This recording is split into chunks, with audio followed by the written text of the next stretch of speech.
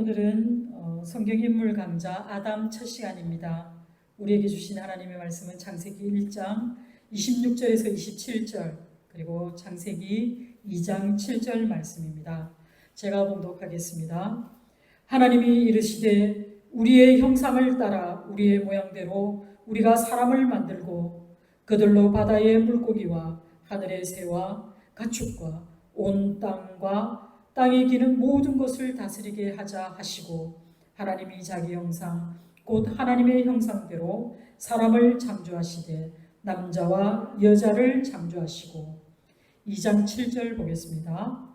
2장 7절 여호와 하나님이 땅의 흙으로 사람을 지으시고 생기를 그 코에 불어넣으시니 사람이 생명이 되니라. 아멘. 성경의 시작을 알리는 창세기 1장에 나오는 말씀 가운데 창조 이전의 세계, 즉 태초 이전의 세계에 대해서 창세기 2장 4절에서 6절에는 이렇게 말씀하고 있습니다.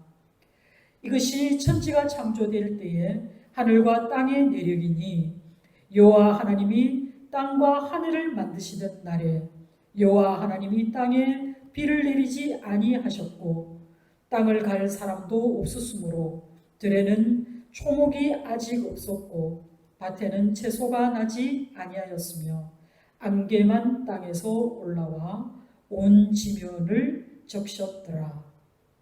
그렇습니다. 인간이 등장하기 전에 세상의 모습은 생명의 가능성만 있을 뿐 아주 황량한 그 상태에 머물렀다는 사실입니다. 이때에 땅에 흙이 있는 것은 이 흙으로 질그릇이나 도자기를 빚을 정도의 물기를 머금고 있는 그런 진흙덩이가 아닙니다. 땅의 흙이라고 하는 것, 이것을 원문에 살펴보면 흙먼지를 뜻하는 아파르라는 단어로 쓰여 있습니다. 이 히브리어 아파르에는 또 재라는 뜻도 있는데요. 성경이 증언하고 있는 최초의 인간 아담이라는 이 이름은 흙먼지의 출처가 되는 그 땅을 뜻하는 아다마라는 단어에서 나온 것입니다. 물이 온 땅을 적신 상황에서도 여전히 흙먼지로 남아있을 수밖에 없는 이 흙, 아주 미미한 바람에도 쉽게 어디론가 흩날려 버리는 그런 보잘것없는 재와 같은 것으로 하나님이 사람을 지으셨다는 것입니다. 이것이 바로 인간 창조의 출발입니다. 인간의 창조는 바로 그 흙먼지가 하나님의 손에 지워졌을 때 그 보잘것없고 그리고 또 티끌 같은 진토에 불과한 그 흙이 인간으로 빚어진 그 놀라운 사건에 대한 이야기입니다. 인간의 내력을 소개하고 있는 이 이야기는 단순히 흙먼지로 사람을 만들었다라는 이야기를 하고 싶어하는 것이 아닙니다. 이 이야기는 하나님의 창조 속에 감추어진 그 신비로움이 우리를 통해 펼쳐질 것을 말씀하고 있습니다. 인간을 창조하기 이전에 그 공허함과 그 어둡고 그 황량한 현실이 생명의 기운을 띠게 되고 그리고 생명의 물이 온 땅을 적시게 되는 순간이 왔고 그 중에서도 가장 보잘것없는 흙먼지와 같은 그 존재에게 하나님의 손길이 닿았을 때 그리고 그 빚어진 형상에 하나님의 숨결이 그 존재 속으로 스며들 때 비로소 생명이 탄생하게 되었음을 우리에게 전해주고 있습니다. 성경에는 인간을 창조하신 그 사건에 대한 두 가지 버전이 있는데요. 그것이 바로 오늘 우리가 읽은 본문의 말씀입니다. 하나는 창세기 1장 26절에서 27절 말씀이고 또 한 버전은 창세기 2장 7절 말씀입니다. 처음 성경을 접하는 사람에게 창세기에 나와 있는 이 두 버전이 오히려 혼란스럽게 느끼는 사람들도 있을 것입니다. 먼저 창세기 2장 7절에 여호와 하나님이 땅의 흙으로 사람을 지으시고 생기를 그 코에 불어넣으시니 사람이 생명이 되니라. 아멘. 하나님께서 인간의 그 코끝에 하나님의 생명의 기운을 불어넣으셨다라는 것은 또 다르게 표현하면 하나님께서는 우리에게 생명을 주시는 분이시지만 또한 우리 코끝에서 언제든지 하나님의 그 생명의 기운을 멈추실 수도 있다라는 그런 뜻이 됩니다.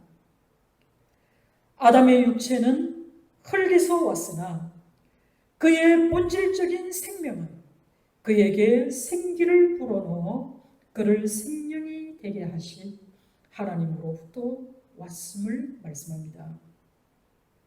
땅의 흙으로 사람을 지으시고 라고 할 때 이 지으시고라는 이 단어의 뜻은 목적을 위하여 의도를 가지고 만들었다라는 그런 개념을 내포하고 있습니다. 하나님이 마치 토기장이가 되어서 뭔가를 빚으실 때 질그릇으로 빚으실 수도 있고 도자기로 빚으실 수도 있고 또 큰 대접으로 빚으실 수도 있고 종재기로 빚으실 수도 있습니다.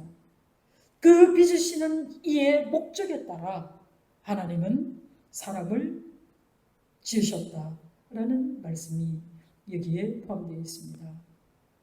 여러분, 우리는 생명의 유한함을 겸허히 받아들여야 합니다.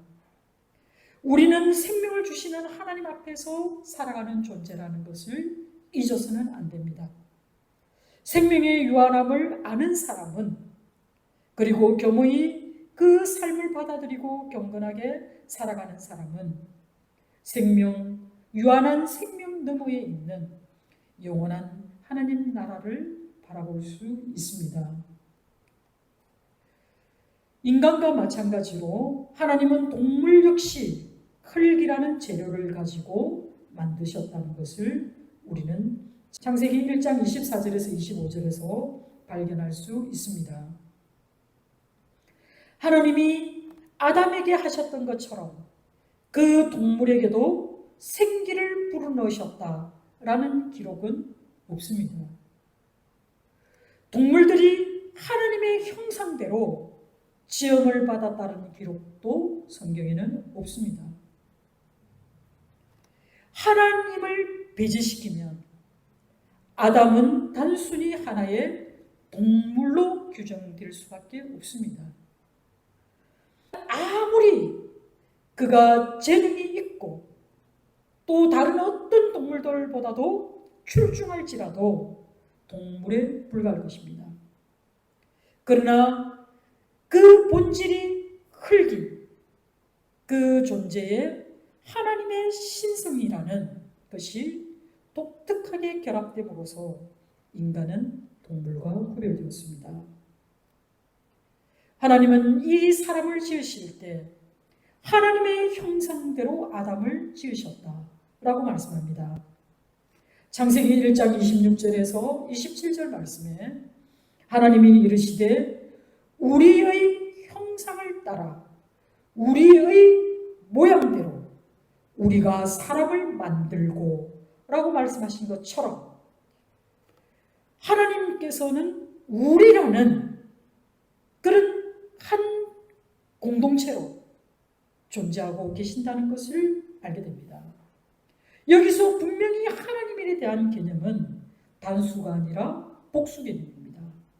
그렇다면 이 하나님은 바로 성부 하나님, 성자 하나님, 성령 하나님이 하나로 서로 관계되어 계시면서 공동체를 이루되 한 분으로 계시는 하나님.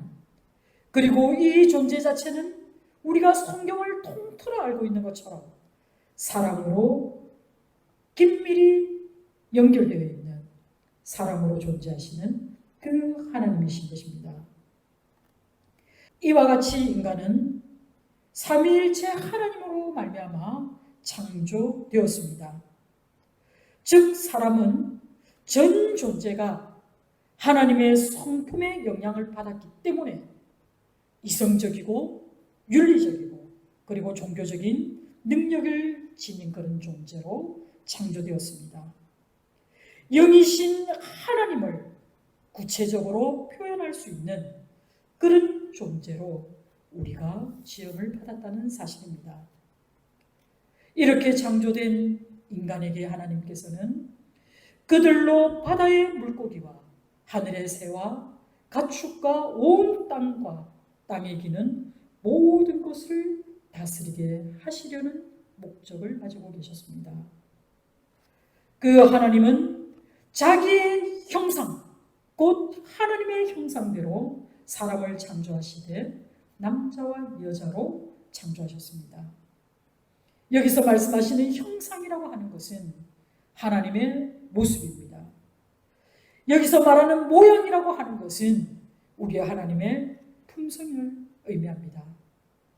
이처럼 아담은 지어질 때 그때 그 모습은 하나님의 형상대로 하나님의 모양대로 창조되었다는 것입니다. 우리를 하나님과 연결시키는 그 무언가가 우리 본성 속에 있다라는 것을 이 말씀으로 우리는 알게 됩니다. 동물에게도 식물에게도 하나님께서는 각기 다른 정도의 생명을 주시고 그리고 그들을 돌보십니다. 그러나 하나님이 만드신 모든 피조물들 가운데 인간만이 유일하게 하나님의 형상대로 지음을 받았기 때문에 인간은 단순한 물체나 물질이 아니라 하나님을 닮은 인격체가 된 것입니다. 하나님이 삼위일체이신 것처럼 인간은 몸과 정신과 영혼이라는 삼위일체로 창조되었다는 겁니다.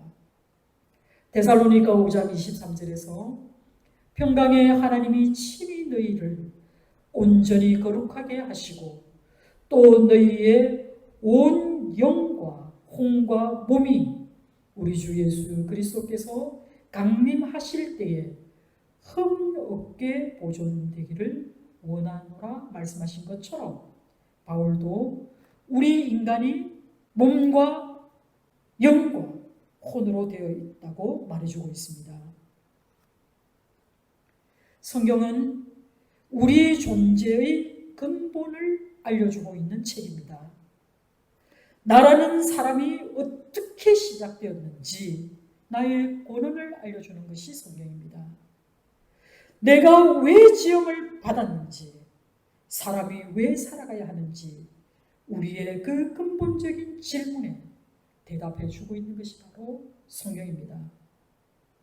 성경의 대답은 아주 간단합니다. 우리의 형상을 따라 우리의 모양대로 살게 하시려고 하나님은 우리를 창조하셨습니다. 그렇다면 하나님의 형상에 따라 하나님의 모양대로 살아간다는 것은 무엇일까요? 그것은 바로 하나님의 영광을 위해 살아가야 한다는 것입니다. 여러분, 하나님의 영광이 무엇일까요? 그것은 바로 하나님을 그대로 우리가 반사해내는 것입니다. 하나님이 내게 주신 그 말씀대로 내가 세상에 그 말씀을 반사해내는 것이 하나님의 영광입니다. 우리는 우리 스스로가 발광체가 아닙니다. 우리가 그 빛의 권한이 아닙니다. 우리는 빛 대신 주님이 내게 비추신 그 생명의 빛을 세상 속에 그대로 반사해내는 그 발광체의 역할을 감당하는 이것이 바로 하나님께 영광을 돌리는 그런 일입니다. 전능하신 하나님께서 그 형상을 우리와 같이 깨어지기 쉬운 본질적으로 그 흙먼지에 지나지 않는 우리 속에 담아두었다는 것은 너무나 대단하고 너무나 자비롭고 놀라운 우리 하나님의 행동이십니다. 하나님은 인간을 위해 땅을 지으시고 또 또 땅을 위해 인간을 지으셨습니다. 아담의 창조는 우리 하나님의 창조물 가운데서 이루신 하나님 창조의 끝입니다. 타락하기 전에 아담은 하나님의 뜻을 이루기 위해 하나님과 협력하였습니다. 아담은 하나님께서 말씀하신 대로 생육하고 번성하고 땅에 있는 모든 것을 정복할 그런 대리 통치자의 놀라운 위엄까지 양도받았습니다. 우리는 하나님이 우리에게 주신 이 모든 것을 가지고 하나님을 섬기고 하나님께 순종하며 그리고 하나님을 영화롭게 할 책임이 있습니다. 하나님은 아담에게 또한 돕는 배필을 보내어 주셔서 그가 잠들어 있을 때에 그의 몸속에 있는 갈빗대를 취하여 여자를 만드셨습니다.